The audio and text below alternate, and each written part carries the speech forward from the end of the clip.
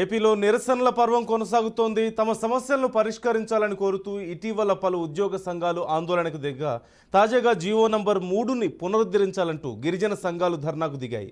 ఏజెన్సీలో 100% ఉద్యోగాలు స్థానిక గిరిజనులకే కేటాయించాలంటూ డిమాండ్ చేస్తూ రాష్ట్ర మన్యం బంద్ భాగంగా అల్లూరు జిల్లా అరకులోయలో గిరిజన సంఘం జీవో నంబర్ 3 సాధన కమిటీ ఆధ్వర్యంలో బంద్ విజయవంతంగా కొనసాగించారు.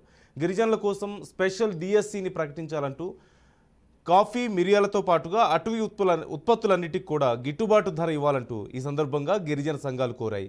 మన్యం బంద్ కారణంగా వాహనాలు ఎక్కడికక్కడ నిలిచిపోగా దుకాణాలు స్వచ్ఛందంగా మూసివేశారు. మన్యం బంద్కు టీడీపీ, కాంగ్రెస్ తమ సంపూర్ణ మద్దతును తెలియజేశాయి.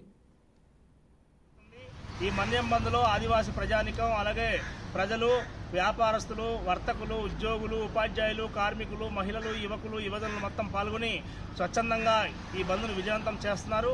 ఈ బంద్ సందర్భంగా రాష్ట్ర ప్రభుత్వానికి మేము ఒకటే డిమాండ్ చేస్తున్నాం.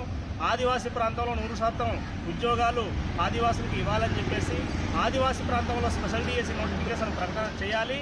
అంతేకాకుండా ఆదివాసీ ప్రాంతంలో ఇటీవల జారీ చేసిన 6100 ఉపాధ్యాయ డిఎస్సి పోస్టుల్లో కనీసం ఆదివాసులకు తీవ్ర అన్యాయం జరిగింది.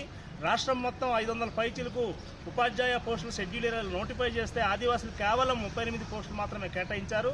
అంతేకాకుండా అల్లూరు సీతారామరాజు జిల్లా పాడేరు ఐటీడీఏ పరిధిలో 135 ఉపాధ్యాయ పోస్టులు schedule area Paderu ITDA area కేటాయిస్తే ఆదివాసులు కేటాయించింది కేవలం 7 పోస్టులు మాత్రమే. ఇది అత్యంత దుర్మార్గం. రాష్ట్ర ప్రభుత్వం జగన్మోహన్ రెడ్డి ఒక పక్క ఏమో ఆదివాసులంటే నాకు అభిమానం, ఆదివాసులంటే గొప్ప ప్రజలు, మంచివాళ్ళని చెప్పేసి మాట్లాడుతుంటారు. ఇలాగే ఆదివాసులని ఉద్యోగ ఉపాధ్యాయ అవకాశాలు లేకుండా చేయడమేనా నువ్వు కోరుకున్నదని చెప్పేసి ఈ సందర్భంగా మేము అడుగుతున్నాం. ఈ ప్రాంతంలో ఉన్నటువంటి ఎంపీలు, ఎమ్మెల్యేలు కనీసం స్పందించుకోవడం, మాట్లాడకపోవడం దుర్మార్గం అని చెప్పేసి